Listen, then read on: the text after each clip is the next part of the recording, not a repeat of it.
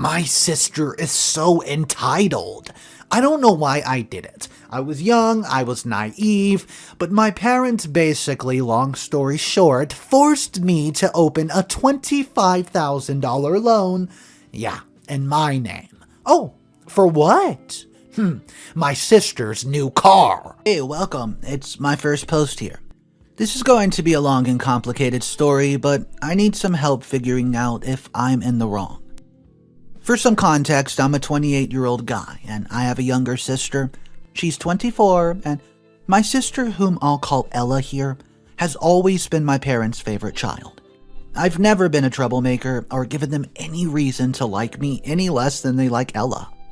But for some reason, they always seemed to dote on her, give her whatever she wanted. This is what brings me to what started this whole issue. About 5 years ago, when I was 23, Ella was 19, our parents decided that she needed a brand new car. They told me they could not afford to buy her one outright, so they asked me to sign a bank loan, $25,000, so they could have the money to buy Ella's car. Well, I resisted, saying that I could not take such a risk that early, and told them to at least co-sign it with Ella.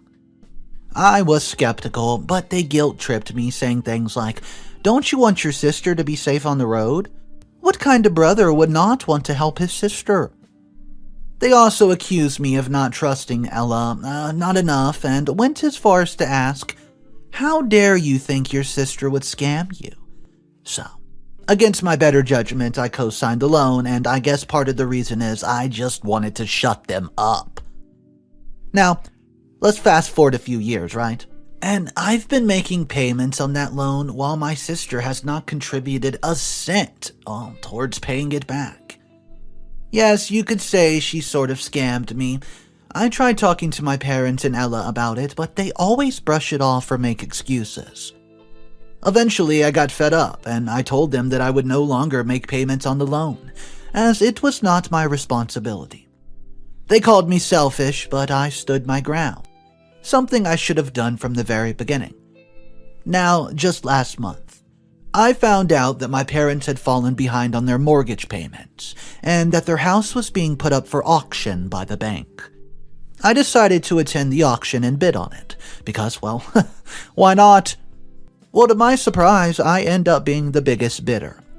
I'm now the proud owner of my childhood home, and my parents are absolutely beside themselves furious about it. They accuse me of betraying them and said that I should have used the money to help them keep the house or find a new one. However, I feel like it's only karma biting them back after they refused to take responsibility and shared loan that they ended up pressuring me into paying for, by myself. So, am I the a-hole for claiming to my parents' house in a bank auction after they made me sign the $25,000 loan for my sister's car? What's up, everybody? Mr. Reddito here. Today's story is quite the dilemma. OP was put in a pretty difficult spot at a young age for the loan, and well, OP did it. There's multiple updates for this. If you guys are new to the channel, hello, I animate stories every single day. If you're into that kind of thing, make sure you subscribe for more daily videos. And here's update number 1. Thanks to everyone who commented on my post and showed me some support. Well, I decided to sit down with my parents and sister and try to talk about things with them. I'm here to tell you how it went. I invited my parents and Ella over to my newly acquired childhood home, just to discuss the situation. Despite my differences with Ella and the fact that I disagreed with how the three of them were acting, I genuinely wanted to find a solution. I was hoping the four of us could find a common ground and that they would take some responsibility this time. I was willing to pull my own weight again with the loan, but not an ounce more than that. Well, it was a big nope from them. Nothing went as I hoped, not even the slightest detail. They get passive-aggressive as soon as they walked past the door, making snide remarks about how I was inviting them into their house. I naively told them that, had I not bought it, it would be somebody else's house anyways. I really didn't mean to sound as passive-aggressive as they did. I just stated the truth without any hidden thought. Well, they didn't appreciate it. It quickly turned into an argument because of me, quote, talking back. I felt like I was a child being unjustly lectured. They even accused me of selfishly trying to destroy my family. I was pretty hurt by that comment, and I still wanted to settle the matter, so I did my best to stay calm despite their attacks. At one point during the arguments, my father tried to tell me that they had always intended to start paying off the loan once Ella found a better job. They claimed that they never expected me to shoulder the burden alone. However, when I pointed out that Ella never even tried to find a better job in the past 5 years, since we took out the loan, they had no response. Ella just rolled her eyes and mumbled something about how I was, quote, overreacting. I ended up giving them an ultimatum. Either they pay their portion of the loan or they can find another place to live. I've given them 6 months to figure things out. It pains me to have reached this point, but I frankly don't see how else that they're going to make an effort to change. I don't see it. I really hope this will be a wake-up call for them. Call me overly optimistic if you want, but I gotta cling to my hope. I don't know. I just hope that I don't want to lose my sanity in this situation. Let's hope they finally get it together. Update number 2. Well, guess who didn't get it together? My parents and my sister. For those who read my first post, you might wonder why I'm back earlier than the 6-month deadline I gave my parents, and, of course, Ella, to pay off their share of the loan. Well, I recently found out things have taken a turn for the worse. First, my parents and Ella have made absolutely no effort toward paying for their loan portion. Zero. Nada. Not a cent contributed, if anything. They've been ignoring all of my calls, text, and any and all attempts at reminding them of our deal. It was pretty obvious that they had no intention to honor it or take any kind of responsibility for the matter. That's not the worst part.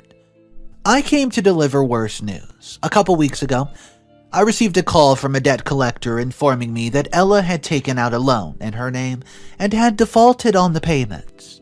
Apparently, she used my parents as a co-signer this time, and now they're on the hook for some debt as well. Ugh, the proportions of this is just getting messier. Naturally, I tried to confront them about it and talk sense into them. How do you think that went? Obviously. The usual, they tried to blame it on me, saying that if I had not stolen their house, they wouldn't have been in this mess in the first place. Again, I tried to calm things down and prevent them from escalating too much. I refused to pay any money I did not owe, but offered to help them establish a budget, just to pay off both of the loans. Connect them with a few financial advisors, and even suggested they take financial education courses. I suggested that one as kindly as possible. I sounded like I was trying to defuse a bomb with my words. Obviously, they did not care about my attempt at helping them. They were as stubborn as ever and accused me of trying to tear the family apart once again. I'm at my wit's end here. I can't just let them walk all over me in the name of family unity and be their cash cow until I die. I'm really starting to get tired of this. See you guys when things take a turn for the worse, or when my parents and Ella somehow get an epiphany and start working to fix their mess by themselves.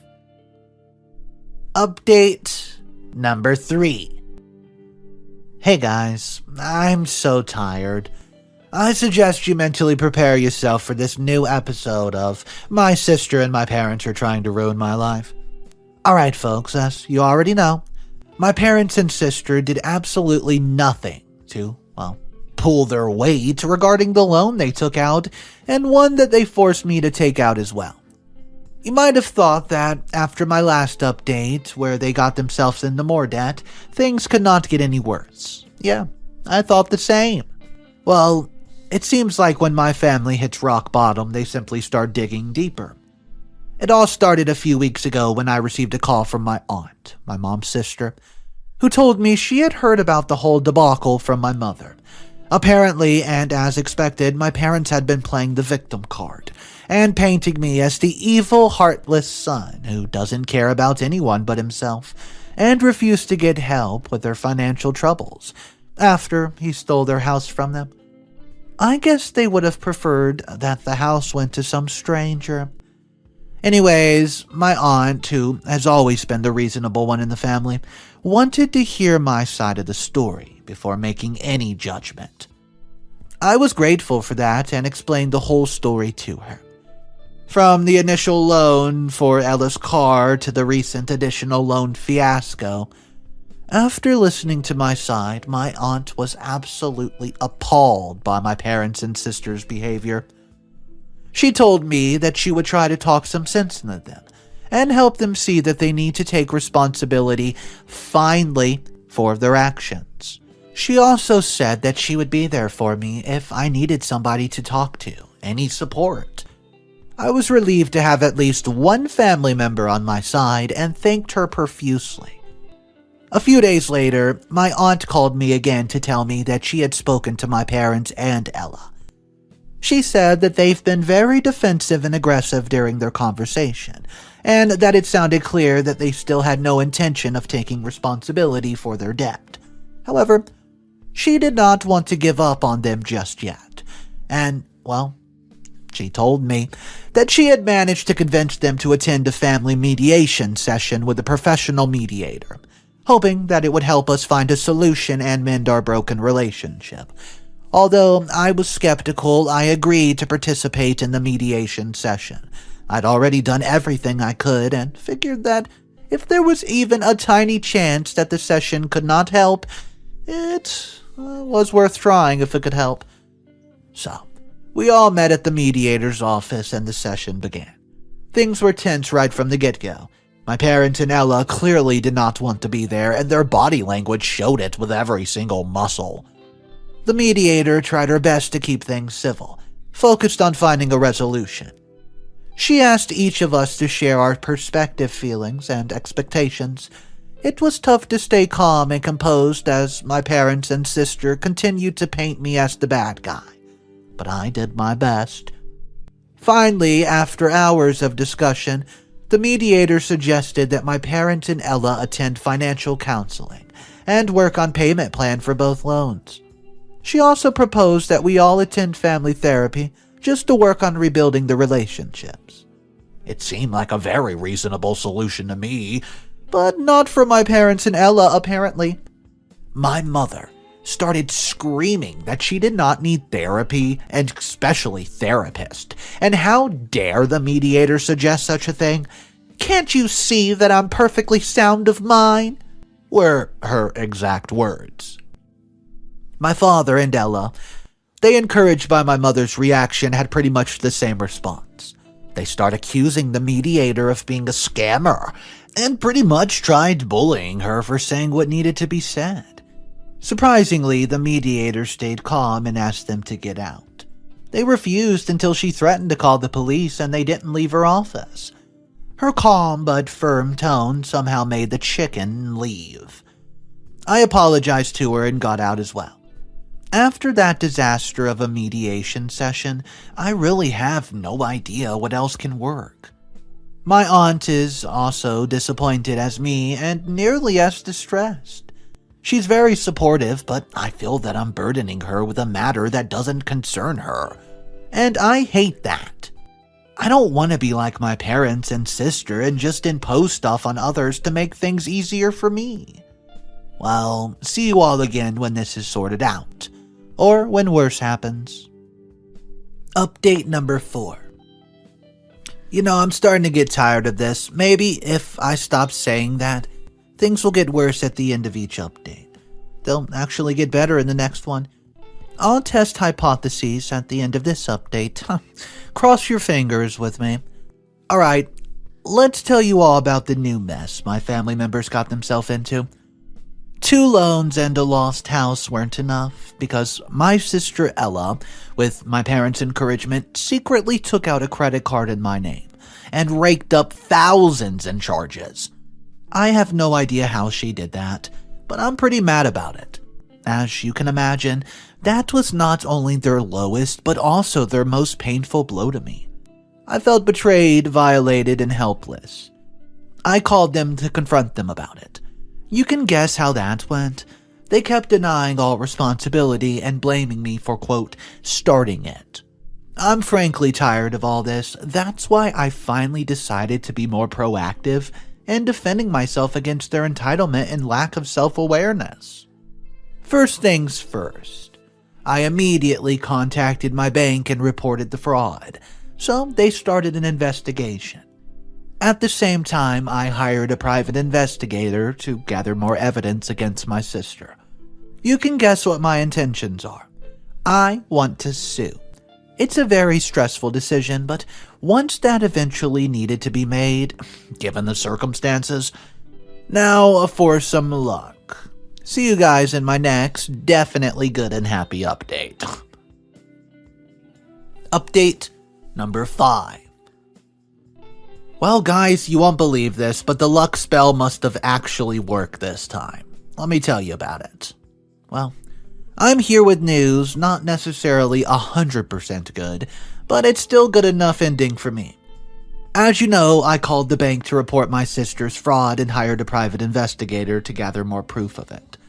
After a few weeks of investigation, the private investigator managed to get enough evidence to make a strong case against my sister. I was advised by my lawyer to press charges. It was another difficult decision, but I knew I had to make it, and I did just that. The less she dealt with the consequences of her own actions, the more damage she'd caused to others and herself. My sister was arrested and charged with theft and fraud. My parents predictably were outraged by my actions and called me a, quote, heartless monster for ruining Ella's life forever. They even went as far as to say that they would never forgive me for betraying their daughter. That was the last straw for me. I cut them off and refused to talk to them again while I focused on the lawsuit. The trial day eventually arrived and the tension was palpable in the courtroom. As I sat there, I could not help but feel a mix of sadness and anger at the turn of my life taking. When the trial started, my parents and Ella entered the courtroom looking furious. They took their seats glaring at me with an intensity that felt, well, almost palpable. I could feel the weight of their resentment and disappointment, but I knew I had to stand my ground. If I didn't, who would? The prosecution presented a strong case against Ella. They had the evidence presented by the private investigator, including receipts and bank statements that clearly showed Ella using the credit card she got in my name. My lawyer did an excellent job of outlining how Ella had used my information to fraudulently obtain a credit card and accumulate thousands of dollars in debt. As the trial progressed, Ella's defense attorney tried to argue that I'd given her permission to use the credit card and that the entire situation was just misunderstood. However, the evidence against her was overwhelming, and her attorney's defense to deflect blame only seemed to reinforce the prosecution's case. When it was time for witnesses to be called, I took the stand and gave my testimony. I described the entire history of my family's financial irresponsibility, including the car loan that they had coerced me into co-signing, and their refusal to contribute to its repayment. I also detailed how my parents had lost their house and continued to blame me for their financial difficulties, even after they've taken out another loan and defaulted on it as well. During my testimony, Ella and my parents continued to glare daggers at me, but I refused to be imitated. I was determined to see justice served and see an end to their manipulation and lies. When the defense cross-examined me, they tried to paint me as a vindictive, ungrateful son who had fabricated the entire story, completely out of spite. However, their questioning failed to shake me, and I calmly refused and refuted their accusations, standing directly by my claims. The trial lasted for several days, and the tension never let up. I was tired, and I could guess that my parents and Ella were as well. I nearly felt bad for it until I remembered that they never cared about me being tired of their mess. As the closing arguments were made, I could see that they all remained unrepentant and unwilling to take responsibility for any of their actions. That's what made me realize that I've made the right choice. Finally, the jury went to deliberate, and after a few hours they returned with a verdict. Ella was found guilty on all counts of theft and fraud. The judge sentenced her to serve time in prison and ordered her to pay restitution for the fraudulent charges she had racked up in my name. As the sentence was handed down, I felt a sense of relief and vindication. It was difficult for me to see my own sister being handcuffed and led away, but again, I knew I had to make the right choice. My parents left the room without a word, and I really thought our relationship was damaged beyond repair at that point, and that I would likely never see them again. As I walked out of the courtroom, I felt a heavy weight lift from my shoulders. It had been a long and painful journey so far, but I had stood up for myself and put an end to the cycle of manipulation and deceit that had plagued me for freaking years. I told myself it was finally time to move forward and start rebuilding my life. This should be the end of my journey here. I hope you all had fun reading this. More than I had living it. Update number 6. Final update ever posted by OP. Enjoy. I know I said the previous update should have been the last one, but I come with unexpected news. After the trial, I stopped hearing from my parents or Ella. I did wish that things had gone differently, but I still think that I did the healthiest thing to do in those circumstances. Fast forward a couple months after the verdict. Everything's good and well in my life despite the occasional pang of guilt that quickly passes by the, furtive shadows on some days. I was spending one of those days in my childhood home, which, as you already know, I bought at an auction, when someone rang the doorbell. I wasn't really expecting anybody, but I didn't think much of it and just opened the door. I did not expect the people I saw on the other side. My parents were standing there looking embarrassed. We just stared at each other for what felt like a really long time before I finally broke the silence first.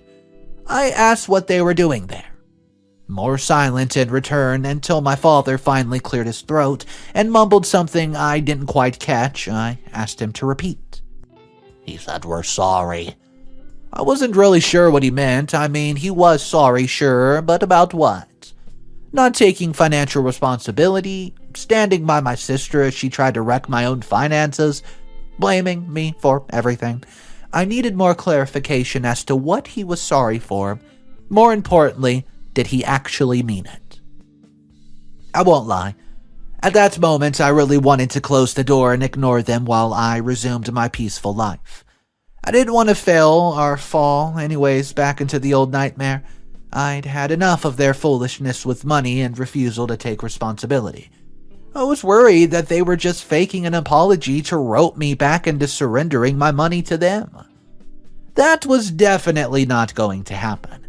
Instead of inviting them in to get more details, I decided to discuss things right there, on their doorstep. I had enough of being civil. I asked my father what they were sorry for, and the answer, which again took a while to get out of his mouth, surprised me. He said, and I quote, "We're sorry for all your pain that we've caused you. We took you and your money for granted and never realized that you didn't owe us what we took from you. Not only did we cause you huge problems and a lot of pain, but we enabled and encouraged your younger sister to do the same to you. We never realized how that would come back to bite us, but we really deserved it, so for every bad thing we've done to you, even before the loan, we're sorry." I was taken aback by his apology, to say the least, and my mom just nodded in silence. I wasn't sure what to say at first, but my first question ended up being, "What are you telling me all this now for?" "I promise you that we actually mean it, but it's a long story and we need your help." At that, I was really tempted to slam the door in their face, but he kept going before I decided to whether it would be a good idea. We kept being foolish with our finances and don't have a cent left for rent because of our money mindset. We've been renting a place a bit too far above our means, and now we can't afford it anymore, or even afford a cheaper place at that. We're poor, and Dad, you don't have to help us, but if you could even help us or find a way to keep our heads above water ourselves until we get better, we'd really be grateful. At this point, anything can help. Well, to be honest with you guys, it sounded like he meant it. Especially as he looked like he was about to cry. I'd never seen my father cry, so that paired with his speech really hit me in the heart. I didn't want them to take advantage of me again, but I couldn't bear to actually be the monster this time. I invited them inside to discuss the situation and tried to find a solution that did not end up hurting anybody again. After some thought and discussion, I proposed that they stay at my house, which, as you already know, used to be theirs, while we get them back on their own feet. I was surprised by their gratefulness. They apologized again and thanked me for letting them stay at my place. They didn't once act entitled to it this time. I gave them a couple days to get mentally better so we could discuss the matter more seriously and in more depth. Not only were they indebted and homeless, but they could not even afford any food, and my dad had apparently been fired from his job, which is what sent them to the streets on empty stomachs faster than they anticipated. I felt a bit bad, even though it was technically not my fault. When you think about it, had I not bought the house, they would actually have been homeless at that point. I also learned that they have been visiting my sister in jail, but that it did not go as they had planned. Although they had been very supportive of her and never blamed her for what happened, and instead still blamed me, she ended up turning her back on them as well. She blamed them for what happened, claiming that they have been less enabling of my selfishness and actually convinced me to pay for everything she wouldn't be in jail. She told them to stop visiting her because she did not want to see their quote useless face anymore. Even I was fuming when I heard that, not just because of the comment about my selfishness, but because of Ella's own selfishness. Anyways, back to my parents. They did not know what to do, and neither did I. At first, I initially thought that the first step would be to convince them to try to financial counseling, but I figured that with no finances at the moment, that wouldn't really do much. So I tried to help them find a job. We browsed online job listings for a few hours and applied to everything either of them was qualified for. It did take some convincing for the quote, less prestigious jobs, but reminding them of their situation easily did trick every single time. Old habits die hard, I guess. I'm not going to lie, 2 months passed without us hearing back from any of the jobs that they had applied for. They and I started to lose hope. I could not just give up on them, not when they're in need, but it would also never help them develop into more responsible people. I really wanted to believe that they had the potential. For once, they hit rock bottom and actually seemed to want to bounce back up instead of digging deeper. I wanted them to see that hard work does pay in the end. I also wanted to believe that myself. I remembered that a friend of mine told me that he was planning to open his own restaurant a few months ago. Despite her flaws, I can't deny that Mom is a great cook. She likes to act picky about her ingredients, but she can turn anything into a great dish. I had to give it to her. Given that his restaurant was probably already open and running, I didn't have any hopes of my mother being hired as the head chef or anything. Really high-ranked, but everyone's got to start somewhere. Besides, that would be her first job since she got married. My parents were firm believers that a man should be the one to provide for his family. Or at least they used to be. Given their struggles, they couldn't really be too picky, can they? You know what they say, beggars can't be choosers.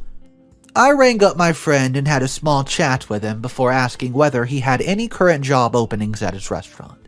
Anything that could be done by someone over 50. Again, beggars can't be choosers. Guess what? He had more than one job opening. He happened to need a new pastry chef and new prep cook since they were getting increasingly popular. It was much better than I'd expected, but I wasn't sure if my parents would accept it right away. Growing up, I don't remember them really being grateful to restaurant staff. If anything, they encouraged my sister and me to study hard so we would not have to end up wasting our lives away in front of a fast food register. In their own words. I still hope that they would be grateful and accept those positions, and that they would not humiliate me after I recommended them. I told them about the job openings, and, y'all, it went much better than I expected. They did hesitate a bit about the prep cook position and asked me whether there was any other available positions. But they did not argue any further when I told them that was all the openings he had. Take it or leave it. They took it. Obviously, they could not be hired right away. The boss was my friend, but no one to play favorites. They had a proper job interview and, to my surprise, ended up being hired on the spot. Don't get me wrong. I never doubted their skills. It was their personalities and their impressions that would make them, well, have me worried. Now let's fast forward a month. And they both got paid for their work. Those weren't their first salaries. Again, Mom did work before marrying Father, but it seriously felt like it. I gathered them in the living room and told them that since they were earning their own money now, it was time to seek financial help. Additionally, they should also contribute to the house bills since they've lived here but were no longer the owners. If possible, I also want to seek family therapy. I was trying my hardest not to sound scared when making that last request. They easily said yes to the first two, but tried to smooth talk their way out of the therapy request, claiming that they did not make enough money for it yet and they didn't want to take advantage of me again by making me pay for it. Fair enough. I told them that we would wait a few months and let them save up enough to contribute to therapy. They could not say no to that. So there you have it. My parents are slowly working their way to healthy financial habits and are saving up for family therapy and for an overall better life. My sister's still in jail and I have no idea whether she'll ever follow in their footsteps. It's not my job to ensure she does, or even check whether she will. I'm fine with cutting her off if she doesn't, and no matter how much my relationship with my parents improve before Ella gets out of jail, I will not allow them to pressure me into forgiving her if she just stays the same. Hopefully this is the end of the story. Logging out now. Stay healthy. See ya. Oh, Ella. Ella is never going to learn. Resorting to fraud? Well, at least she got a bit of karma and much deserved. Okay, guys, I want to hear from you. Say you're in OP's point. You're OP, you're sitting here, and you're going ahead and living this entire thing right in front of you. What do you do? I want to hear from you guys about this one, so drop a comment down below. Tell me what you thought about the story. Maybe you had your own game plan. Go ahead and drop it down below. If you guys are new to the channel, my name's Mr. Reddito. I animate stories and narrate them every single day, so there's always something to check out. Come stop by tomorrow about the same time and see what story we're doing today.